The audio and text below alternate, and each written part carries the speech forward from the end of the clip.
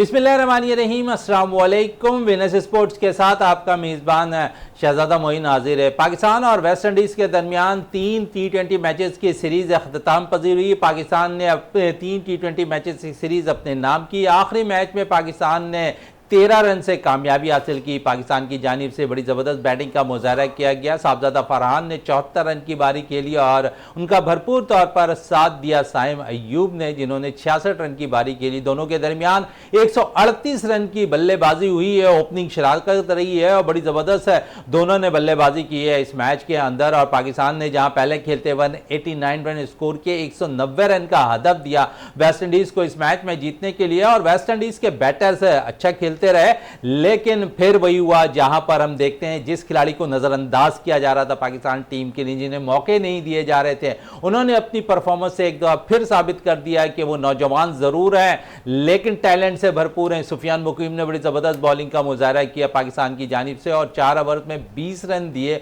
उन्होंने और 13 dot balls उन्होंने इस मैच में कराई, जो सबसे अहमियत के हामिल चीज थी इस मैच के अंदर। दीगर बॉलर्स ने भी बड़ी जबरदस्त बॉलिंग का मुजाहरा किया इस मैच में ओवरऑल, लेकिन पाकिस्तान ने बड़ी जबरदस्त कारकर्दगी यहां पर दिखाई इस सीरीज के अंदर। और सीरीज जहां नाम किया और मुसलसल 7वीं दफा वेस्ट इंडीज को जो है शिकस्त देने में T20 सीरीज में कामयाब हुई पाकिस्तान की टीम। दूसरी जानिब अगर हम बात करेंगे तो इंडिया और इंग्लैंड के दरमियान बड़ा दिलचस्प टेस्ट मैच आखिरी खेला गया, जहां पर आखिरी रोज 35 रन दरकार थे और ऐसा लग रहा था कि इंग्लैंड की टीम बासानी ये टारगेट चेज कर लेगी। 4 विकेटें उनकी बाकी थी, लेकिन मजामत करते करते 6 रन कमी से जो है यहाँ पर इंग्लैंड की टीम है बाजी हार गई और 6 रन से कामयाबी इंग्लैंड यहाँ पर इंडिया की टीम ने हासिल की।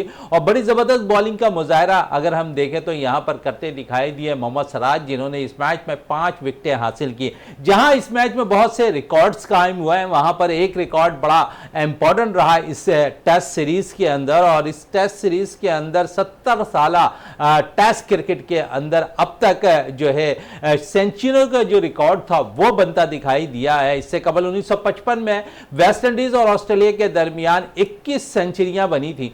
और इस टेस्ट सीरीज के अंदर जो 5 टेस्ट मैचेस है इंडिया और इंग्लैंड के दरमियान खेले गए, इसमें भी 21 सेंचुरियां बनी और बड़ी ज़बरदस्त दोनों टीमों की जानिब से सेंचुरियां देखने में आई। शमन गुल की अगर बात करें तो 4 सेंचुरियां इस टेस्ट सीरीज के अंदर बनाई। उसके साथ साथ जॉय रूट जो इंग्लैंड के लिए है, उन्होंने जो है इस मैच के अंदर जो है सीरीज के अंदर 3 सेंचुरियां स्कोर करते दिखाई दिए। तो अच्छा अगर कह सकते हैं कि सीरीज रही, लेकिन ओवरऑल इंडिया ने कमबैक किया और सीरीज अपने जो है इस मैच में कामयाबी हासिल करके सीरीज बराबर करने में कामयाब रहे। इस सारी सूरत हाल पर बात करेंगे आज अपने शो के अंदर और हमारे साथ है यहाँ पर मौजूद है जावेद इकबाल भट्टी साहब स्टूडियो पे मौजूद हैं। जावेद साहब थैंक्स आपका। और सबसे पहले तो इस सीरीज़ पे बात कर लेते हैं। बड़ा दिलचस्प और ड्रामाई हम देखते हैं अख्ताम हुआ इस सीरीज़ का, जहाँ ऐसा लग रहा था कि इंग्लैंड की टीम बआसानी जो है मैच जीत जाएगी। आखिरी 4 विकेटों पर 35 रन दरकार थे, लेकिन हमने देखा कि बड़ी ज़बरदस्त बॉलिंग का मुजाहरा एक दफ़ा फिर मोहम्मद सिराज ने किया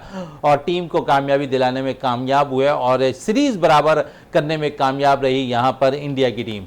जी मोहिन भाई बहुत शुक्रिया। जैसे अभी आपने कहा कि इंग्लैंड और इंडिया का जो है बहुत ही शानदार ये जो टेस्ट सीरीज़ चल रही थी 5 टेस्ट मैचेस की, और ये 5वां और आखिरी टेस्ट जो था वो इंडिया के लिए बका की जंग थी, क्योंकि इस सीरीज़ में जो है इंग्लैंड को 2-1 की बर्तरी हासिल थी। और फिर इस टेस्ट मैच में जो उतार चढ़ाव आया, जिस तरीके से पहली इनिंग में इंडिया 224 पर आउट हो गई, इंग्लैंड ने 247 कर लिए, फिर इंडिया ने कमबैक किया 396 किए और फिर जो है इंग्लैंड को भी 367 पे आउट किया। तो इस टेस्ट सीरीज़ में जो है बैट्समैनों का राज नज़र आ रहा था।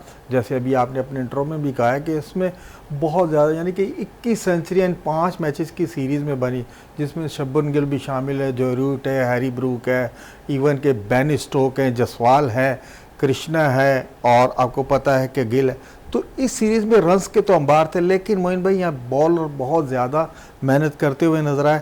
और कल जैसे आपने देखा कि हैरी ब्रूक जो सेंचुरी कर गया था, उसका 13-14 पे जो मोहम्मद सिराज ने कैच लेते हुए बाउंड्री से बाहर चले गए थे, आज मोहम्मद सिराज ने जो ना उसका जो है अजाला कर दिया। गो के आज उनकी बॉलिंग देखने से ताल्लुक़ रखती कि जिस तरीके से उन्होंने इंग्लैंड के प्लेयर्स को जो है जैसे मैच शुरू हुआ बिल्कुल बैकफुट पर रखा।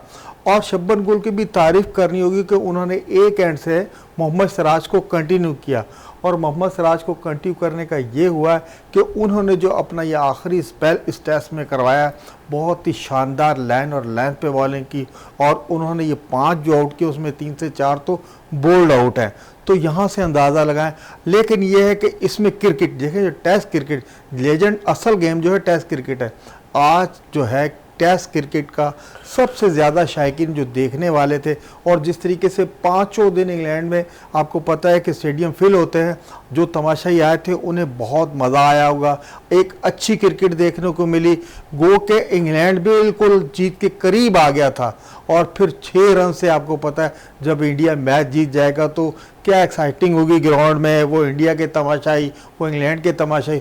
तो टेस्ट क्रिकेट के हवाले से आज का जो दिन था बहुत ही शानदार रहा, जिसमें इंडिया ने मैच जीत के सीरीज़ बचा ली। अच्छा चलें, सीरीज़ जहाँ पर बताई यहाँ पर जीतने में कामयाब रहे, लेकिन दूसरी तरफ अगर हम देखें ना तो 21 सेंचुरियाँ 1955 में ये ऐसा मौका आया था जो सीरीज़ के अंदर वेस्ट इंडीज़ और ऑस्ट्रेलिया के दरमियान 1955 में ये सीरीज़ जो दोनों के दरमियान हो रही थी, वहाँ पर 21 सेंचुरियाँ बनी थी, और 70 साल रिकॉर्ड भी बराबर हो गया इस टेस्ट में। ख़ुद भी आप भी कह रहे हैं कि ऐसा लगता है कि बैटर्स के लिए विकेट्स बड़ी साजगार थी, और हमने देखा कि जहाँ पर साजगार विकेट थी वहाँ पर दिल खोल कर बैटर ने सेंचुरियाँ स्कोर की। इस सीरीज़ के अंदर जो है 21 सेंचुरी स्कोर की, और जिस तरह शमन गुल अगर देखें तो उन्होंने बड़ी ज़बरदस्त बैटिंग का मुजाहरा किया इस सीरीज़ में, 4 सेंचुरियाँ वो स्कोर करते दिखाई दिए। जो रूट उन्होंने 3 सेंचुरियाँ स्कोर की। अदरवाइज़ अगर हम देख लें तो इंडिया और इंग्लैंड दोनों के बैटर्स ने सेंचुरियाँ स्कोर की हुई इस सीरीज़ के अंदर। तो आप समझते हैं कि बैटर्स के लिए बड़ा साजगार था यहाँ पर 5 टेस्ट के अंदर रन करना? बिल्कुल, जिस तरीके से हम इंग्लैंड की विकेट्स को इससे पहले देखते थे तो बैट्समैन और बॉलर जब वो विकेट पर आमने सामने होते थे तो बहुत ज़्यादा मुकाबले का रुझान होता था। लेकिन अब हम देख रहे हैं कि इंग्लैंड की जो विकेटें हैं वो भी बैटिंग फ्रेंडली है। जिस तरह आप देखें ना, रन्स के अंबार लगे थ्रू आउट पूरी सीरीज़ में, और बैट्समैनों का ही राज था। बॉलर्स का 1-2 स्पेल ऐसे थे जैसे बुमराह ने पहले टेस्ट में करा दिया, या सिराज के जो 2-3 स्पेल थे, और इंग्लैंड की तरफ से भी बेन स्टोक ने अच्छी बॉलिंग की है, क्रिस वॉक्स हो गया, जैसे एटकिंसन अब आए हैं उन्होंने भी अच्छी बॉलिंग की।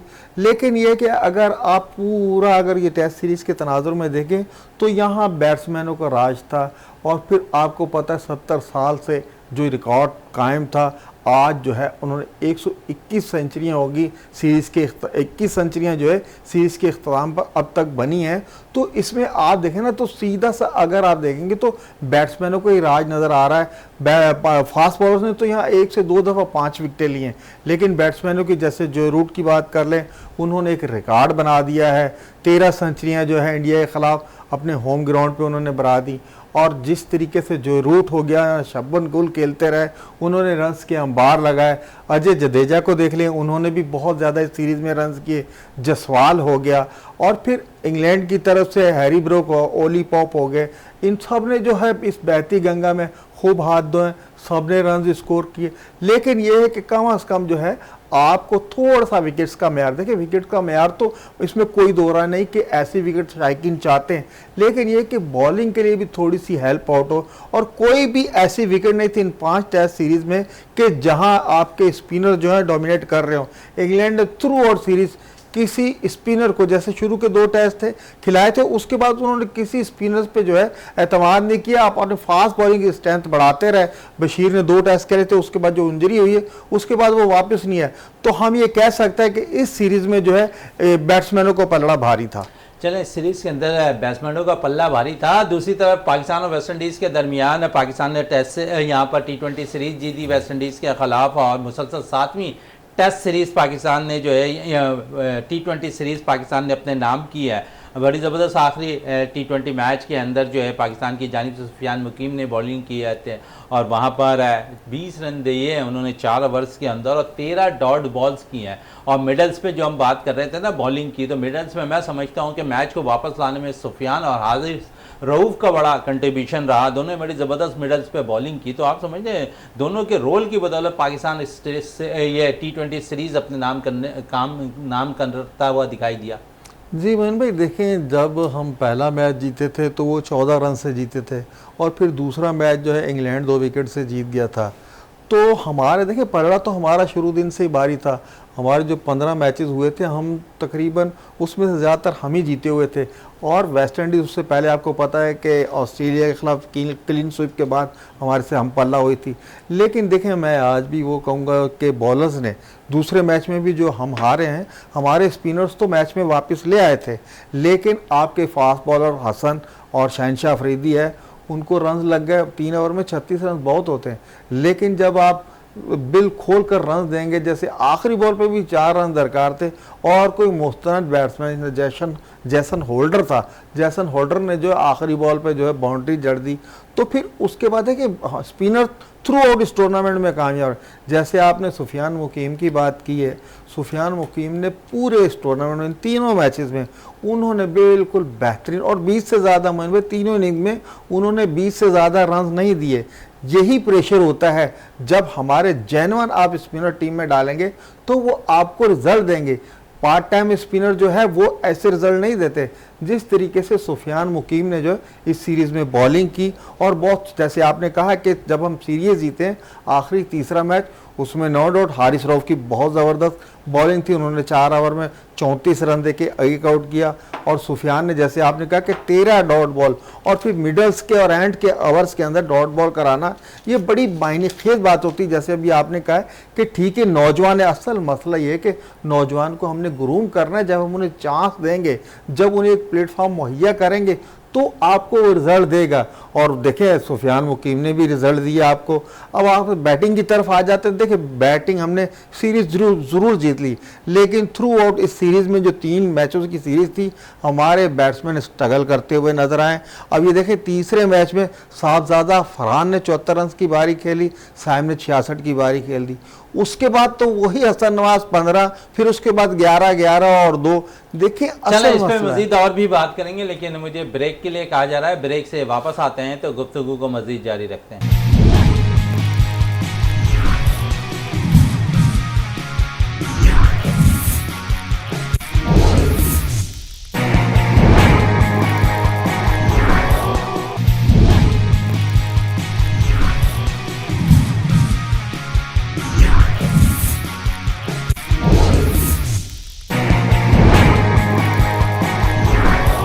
Welcome back. और वक्फे से कबल जावेद इकबाल भट्टी कह रहे थे कि यहाँ पर जो पाकिस्तान के बैटर्स नुमाया कारकर्दगी इस T20 सीरीज के अंदर दिखाने में नाकाम रहे। सिर्फ टॉप ऑर्डर पर अगर बात करें, ओपनर्स की बात करें, तो कुछ उन्होंने अच्छी बैटिंग का मुजाहरा किया है। अब इसी सूरताल पे बात करने के लिए हमें टेलीफोन लाइन पे ज्वाइन कर लिया फर्स्ट क्लास क्रिकेटर अनवार उल हक साहब ने। और अनवार साहब, बहुत बहुत शुक्रिया विनर्स स्पोर्ट्स में टाइम देने का।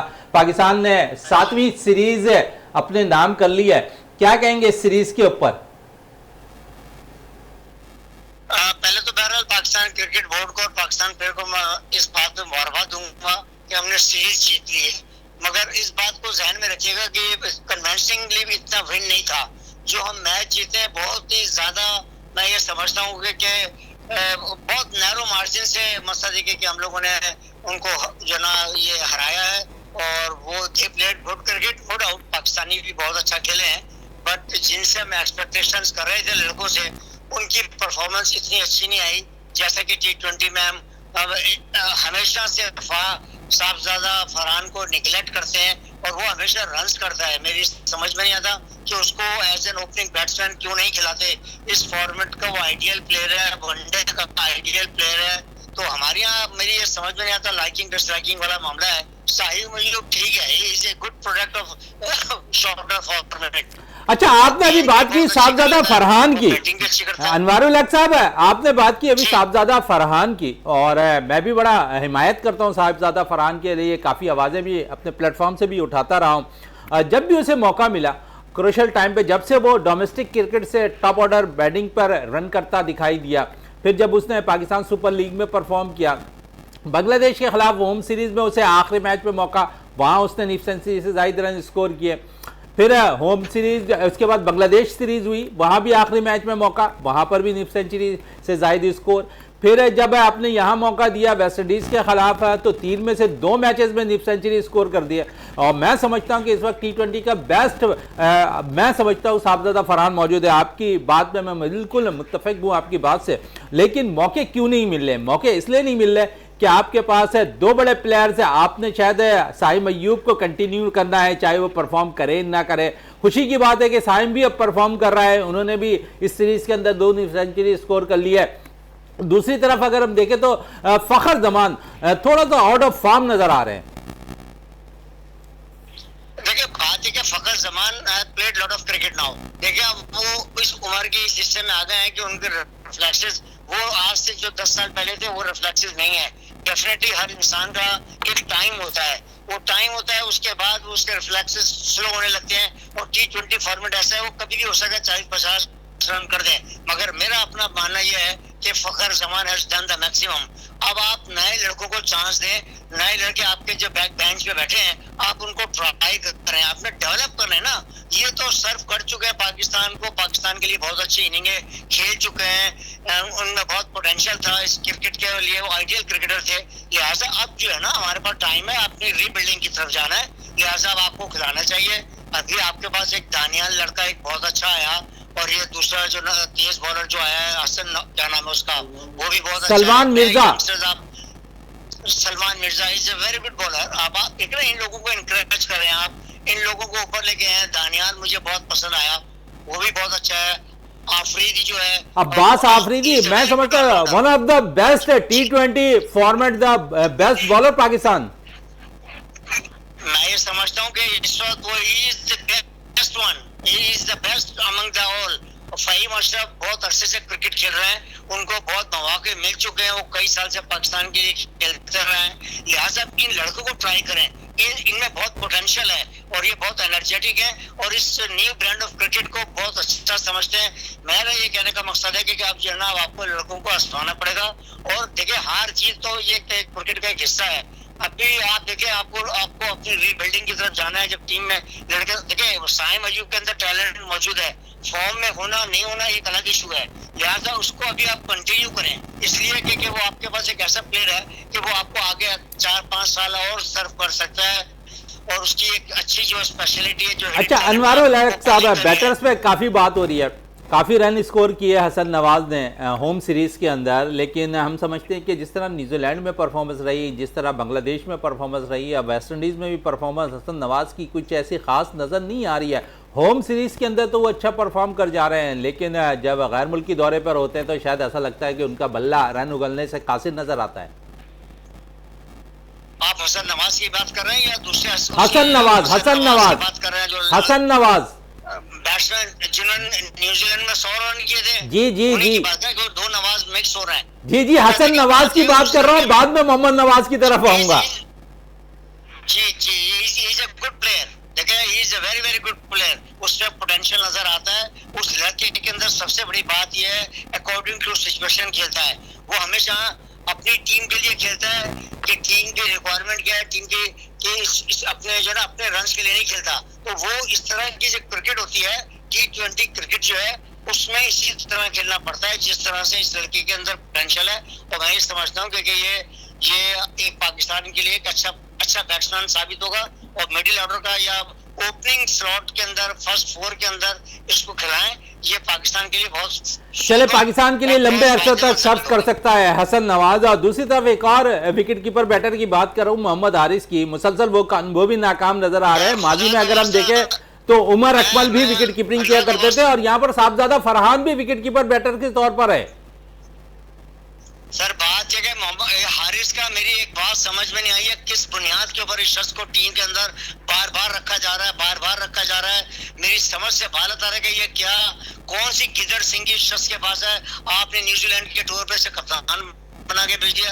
यार आप कम से कम इसके आप स्टैट्स निकाल के तो देखें, फर्स्ट क्लास क्रिकेट के या PSL के या इंटरनेशनल क्रिकेट के जितने पाकिस्तान से T20 खेला है।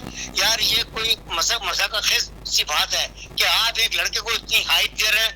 फरहान जो है वो साहबजादा, वो ही इज ओपनिंग बैट्समैन और उसको मिडिल ऑर्डर में खिलाते हैं, कभी ऊपर खिलाते हैं। आपको ये बात मालूम होनी चाहिए कि पाकिस्तान का हाईएस्ट रन्स मेकर जो ना एक सीजन में वो है साहबजादा फरहान। इसने एक साल के अंदर सबसे ज्यादा पाकिस्तान का रिकॉर्ड किया है। इसने 1400 या 1500 ये याद है कि अच्छा अनवारुल हक साहब, आप बड़ा इंपॉर्टेंट पॉइंट आपने रेस किया है सीज़न के अंदर सबसे ज़्यादा रन किए हैं, डोमेस्टिक क्रिकेट ज़्यादा खेलते हैं, और आप समझते हैं कि जो मेच्योर होकर आते हैं ना डोमेस्टिक क्रिकेट से, वो फिर ऐसे ही परफॉर्मेंस देते हैं जिस तरह साहबजादा फरहान देते हुए नज़र आ रहे हैं, जिस तरह हमने देखा माजी में कामरान गुलाम नज़र आ रहे थे, जहाँ पर डोमेस्टिक सीज़न के बाद उन्हें मौका मिला तो उन्होंने परफॉर्म किया।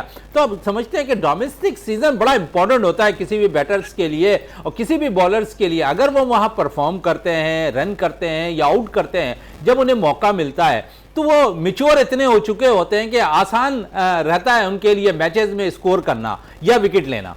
देखिए बिल्कुल आपकी बात को मैं 100% मैं आपको सेकंड करूंगा। देखिए जब तक डोमेस्टिक क्रिकेट में 1 साल की परफॉर्मेंस में पाकिस्तान टीम में सिलेक्ट ना करें, उसको आप 2-3 सीजन खेलने दें, और अगर वो कंसिस्टेंसी के साथ रन्स और आउट कर रहे हैं ना, तो फिर आप उसको टीम में शामिल करें। एक सीजन कोई बहुत अच्छा लग जाता है, कहीं कंडीशन बहुत अच्छी है बॉलिंग के लिए, तेज बॉलर के लिए, तो वहां पे उसने आउट कर लिया।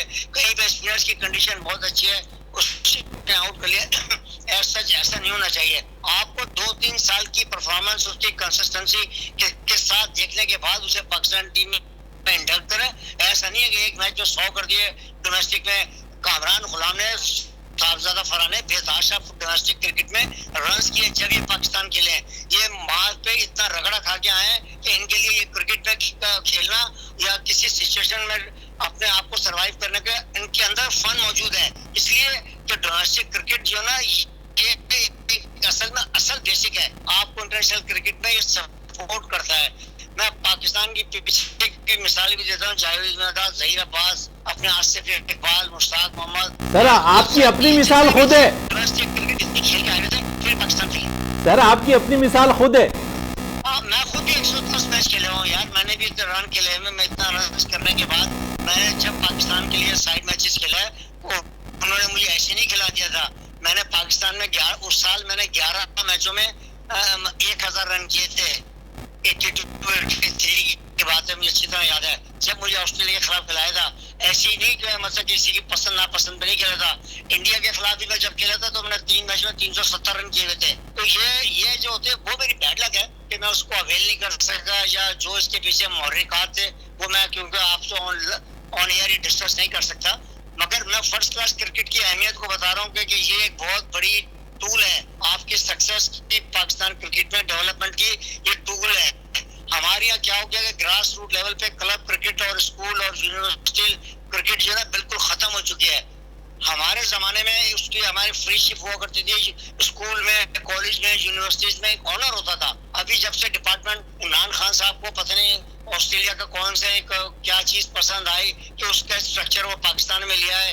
उन्होंने सारे डिपार्टमेंट के बंद कराने के बाद ये हमारे यहाँ ये जो ना सबसे बड़ा सेटबैक ये हुआ कि डिपार्टमेंट की जो क्रिकेट बंद हुई, खुल तो गई है, मगर अब जो बड़े बड़े डिपार्टमेंट है वो अपनी टीमें नहीं बना पा रहे हैं। वो एक जो ब्रेक लगी है वो सबसे ज्यादा जो ना हमारे लिए पाकिस्तान क्रिकेट के लिए नुकसान साबित हुई। चले पाकिस्तान का नुकसान साबित हुआ जहां पर डिपार्टमेंट बंद हुए। अनवारुल हक साहब है, बात हो रही थी क्रिकेटर्स की और कप्तान भी कह रहे हैं, मैनेजमेंट भी कह रही है, पाकिस्तान क्रिकेट बोर्ड भी कह रहा है कि हम आगे की तरफ देख रहे हैं। एशिया कप है हमारे पास, T20 वर्ल्ड कप है हमारे पास और इसके लिए हम तैयारियां भरपूर कर रहे हैं। मुख्तलिफ है कम्बिनेशन के साथ है, ग्राउंड में हम टीमें उतार रहे हैं। कुछ साबका क्रिकेटर्स और तजुर्बेकार प्लेयर्स को भी टीम में शामिल किया जाता है गाए भागे, और इस दफ़ा हम देख रहे हैं कि यहाँ मोहम्मद नवाज जिस तरह बांग्लादेश सीरीज़ से टीम में शामिल हुए, T20 टीम में शामिल हुए और फिर वनडे टीम में भी शामिल हैं। फिर दूसरी तरफ नौजवान स्पिनर्स की बात करूं, सुफियान मुकीम की, जिन्होंने कल भी बड़ी ज़बरदस्त बॉलिंग का मुजाहरा किया और उन्होंने जो है 4 ओवर्स के अंदर 20 रन दिए और 13 डॉट बॉल्स किए हैं। सबसे इंपॉर्टेंट T20 क्रिकेट के अंदर डॉट बॉल्स करना। आप भी कई प्रोग्राम्स में मेरे कह चुके हैं सुफियान बड़ा अच्छा बॉलर है, उसे मुस्तकिल मौका मिलना चाहिए, लेकिन क्या वजूहत हैं जो उन्हें मौका नहीं दिए रही मैनेजमेंट या कप्तान उन पर भरोसा नहीं करे। लेकिन हमने देखा जब भी भरोसा सुफियान पे किया गया, सुफियान ने अपने आप को प्रूव किया है। ये देखें, ये कप्तान की नाअहली है, मैनेजमेंट की नाअहली है और लाइकिंग डिसलाइकिंग का एलिमेंट है यहाँ पे, क्योंकि शादाब जो है वो उनके ब्लू आइड है और इसकी वजह से उनको हम खिलाएंगे तो ये आउट करेगा। जब ये आउट करेगा तो डेफिनेटली इसको खिलाना पड़ेगा। इसी तरीके से आपने उसामा मीर को जाया कर दिया सिर्फ शादाब के चक्कर के अंदर। शादाब खान की आप ओवरऑल परफॉर्मेंस निकाल के देखिए, उन्होंने किसी मैच में 1-2 अच्छे कैच होंगे, फील्डिंग बहुत अच्छी करते हैं, वो 10, 15, 20 रन वो हिटे मार के कर लेते हैं। वो is not allrounder, he is not allrounder, even batting allrounder ना ही बॉलिंग ऑलराउंडर, वो एक अच्छे फील्डर है। वो थोड़ी बहुत स्लाइडली उनकी सलाहियत है, मगर आपने टीम के पीछे आपने उसको उसामा मीर को जाया कर दिया, अबरार को बाहर बिठा के रखा। 2 वर्ल्ड कप सीरीज में और एशिया कप सीरीज के अंदर अबरार की मौजूदगी में शादाब को खिलाते रहे, और उसका रिजल्ट यह है कि हम दोनों बड़े टूर्नामेंट से बाहर हो गए।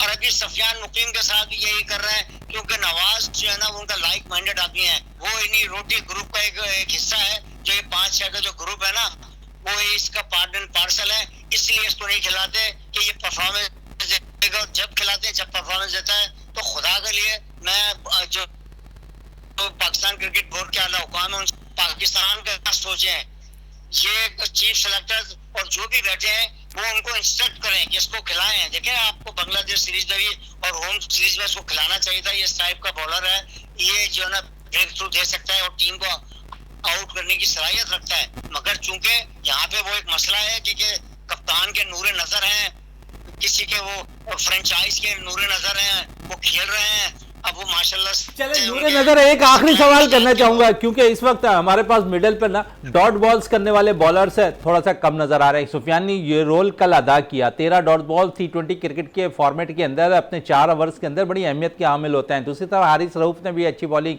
की मिडल्स के अंदर। तो आप समझते हैं कि हमारे पास ऐसा बॉलर मौजूद है, लेकिन यूज करने की जरूरत है। कप्तान कब यूज करता है? कल उन्होंने अच्छा यूज किया, हम मैच हाथ से निकलता जा रहा था हमारे वेस्ट इंडीज के खिलाफ, लेकिन इन दोनों बॉलर्स ने मैच वापस लाया पाकिस्तान के लिए। देखिए, इसमें क्रेडिट गोज टू सुफियान मुकीम। मैं आपको स्पेशली बता रहा हूँ, मैं आपको बार बार कह रहा हूँ कि वो हर कंडीशन में आप उसे 4 डे भी खिलाएं, आप उसको टेस्ट मैच भी खिलाएं, आप उसे 1 डे भी खिलाएं, उसको आप देखिए, आप टैलेंट इज देयर।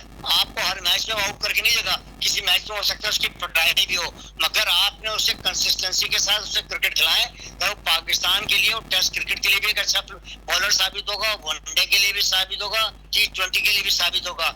यहाँ पे ये मत देखें कि वो कहाँ से बिलोंग करता है, कौन है, किस जगह का है, ये देखें कि वो पाकिस्तान के लिए यूज। बड़ी अच्छी बात की कि कहीं से भी ताल्लुक रखता हो, पाकिस्तान के लिए खेल रहा है, पाकिस्तान को रिप्रेजेंट कर रहा, पाकिस्तान के लिए परफॉर्मेंस दे रहा है, तो यकीनन उसको कंटिन्यू करना चाहिए। और अनवारुल हक साहब है, आपका बहुत बहुत शुक्रिया विनीस स्पोर्ट्स में टाइम देने का। बड़ी अच्छी बात भी कह रहे थे कि हमारे पास एक ऐसा बॉलर भी मौजूद है जिन्हें हम तीनों फॉर्मेट में इस्तेमाल कर सकते हैं। सुफियान मुकीम के हवाले से कह रहे थे। और इस वक्त अब मुझे ब्रेक के लिए भी कहा जा रहा है, ब्रेक से वापस आते हैं तो गुफ्तगू को मजीद जारी रखते हैं।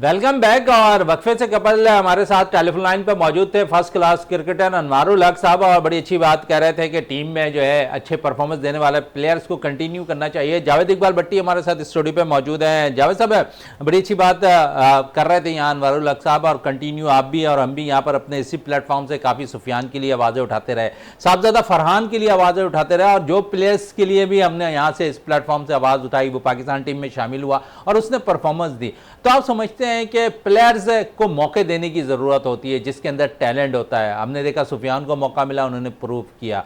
साहबजादा फरहान को मौका मिला, उसने प्रूव किया। हसन नवाज है, कुछ के यहाँ पर कह रहे थे अनवारुल हक साहब कि ये बड़ा टैलेंटेड प्लेयर है और मिडिल ऑर्डर पर, क्योंकि हर दफ़ा हर बैटर लंबा स्कोर नहीं कर सकता, कंट्रीब्यूशन होना चाहिए। वो कंट्रीब्यूशन के लिहाज से कह रहे थे कि हसन नवाज बेस्ट पे आपके पास मिडिल ऑर्डर पर है। मोहम्मद हारिस के हवाले से कह रहे थे कि मोहम्मद हारिस है, समझ में नहीं आता कि उन्हें किस बेस पे टीम में शामिल किया जा रहा है। आपके पास है अच्छे बैटर्स भी मौजूद हैं दूसरे, लेकिन आप कंटिन्यू कर रहे हैं मोहम्मद हारिस को, क्या कहेंगे इस पे?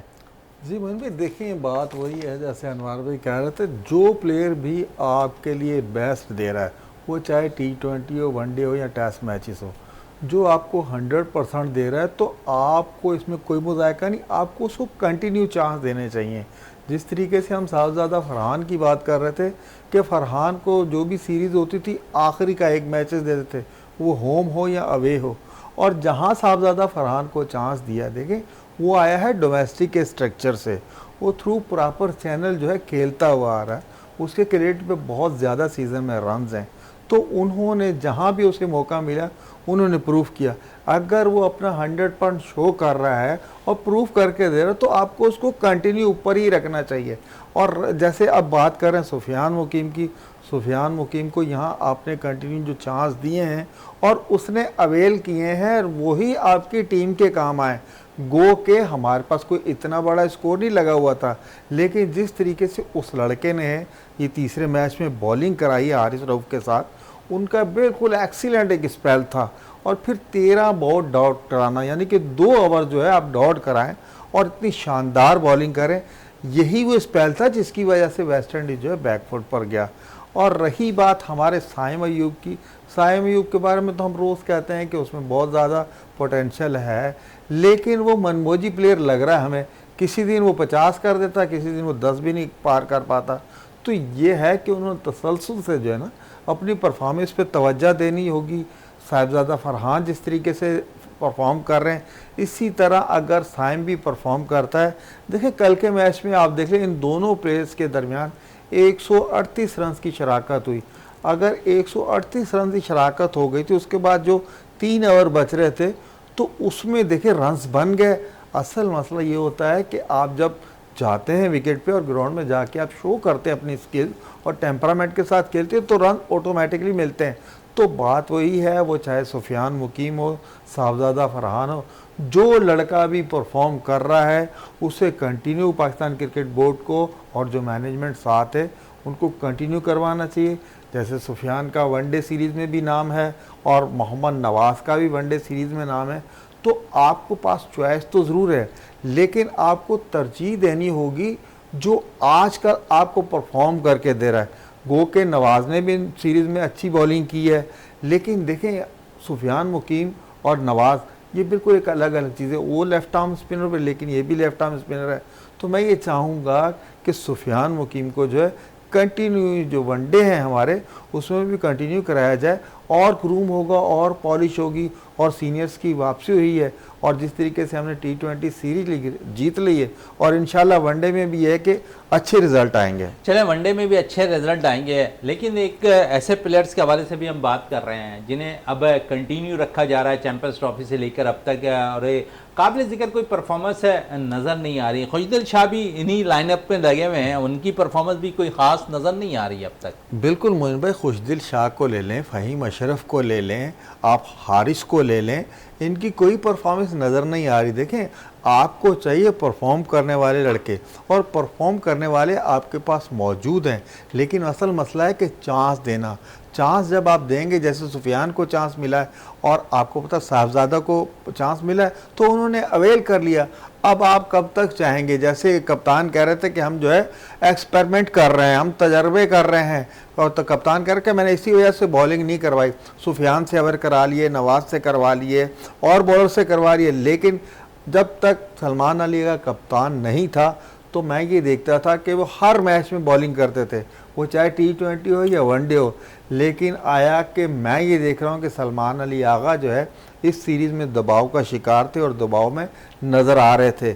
और जिस तरीके से आप आज का अगर मैच उठा के देखें तो सलमान अली आगा का नंबर भी था, लेकिन उन्होंने अपने नंबर को अवॉइड किया, ऊपर कर दिया आपने फ़हीम अशरफ को ऊपर कर दिया, खुशदिल को ऊपर कर दिया। भाई वो जो शाटें उनके पास है, आपके पास भी वही शाटें हैं। लेकिन मोइन भाई ये देखिएगा कि सलमान अली आगा जो है इस सीरीज़ में बुझे बुझे नज़र आए।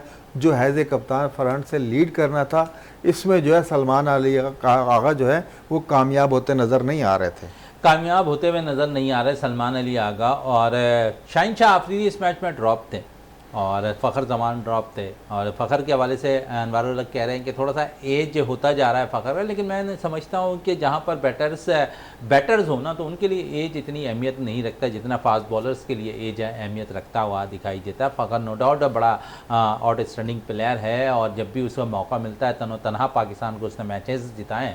तो फ़खर के लिए क्या कहेंगे, क्योंकि बड़ा इवेंट है, एशिया कप भी है, फिर T20 वर्ल्ड कप भी है, तो आप समझते हैं फ़खर कंटिन्यू रहे?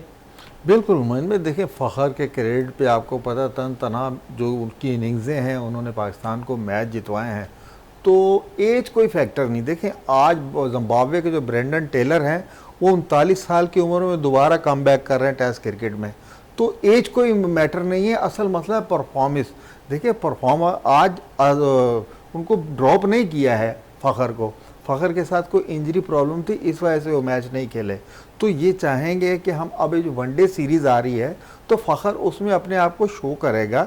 नो डाउट कि बहुत टैलेंटेड प्लेयर है और तन तनहा मैच निकालने वाला प्लेयर है, और जिस तरीके की वो फील्डिंग करता है तो पाकिस्तान टीम को अभी 2 से 3 साल जो है, यानी कि वर्ल्ड कप तक, एशिया कप और वर्ल्ड कप तक फ़खर जमान जैसे बैट्समैन का टीम में होना बहुत ही खुशाइंदा बात है।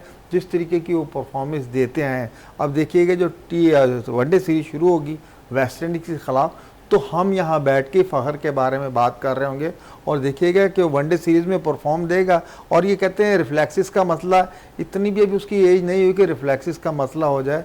ये है कि किसी दिन अगर बैट नहीं चलता तो हम उठा के शुरू कर देते हैं कि जिनकी रिफ्लेक्सिस ऐसी होगी, ओवर एज हो गए। एज कोई क्रिकेट में मैटर नहीं करती। आजकल 39, 40, 41 साल तक जो है प्लेयर खेल रहे हैं, उनकी फ़िटनेस है, अगर उनकी फ़िटनेस अच्छी है तो ग्राउंड में 100% कारकर्दगी दिखा रहे हैं।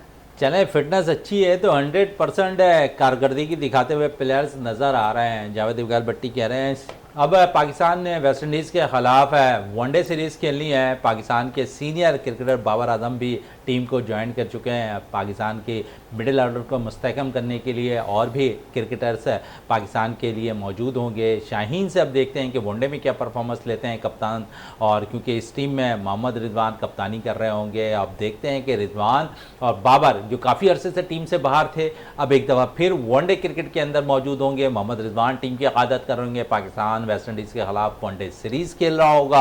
जावेद इकबाल भट्टी आपका बहुत बहुत शुक्रिया। उम्मीद करता है कि पाकिस्तान वनडे सीरीज़ में भी जो है वेस्ट इंडीज़ को शिकस्त देने में कामयाब हो जाएगा। इसी के साथ अपने मेज़बान शहजादा मोइन को इजाज़त दें। पाकिस्तान जिंदाबाद।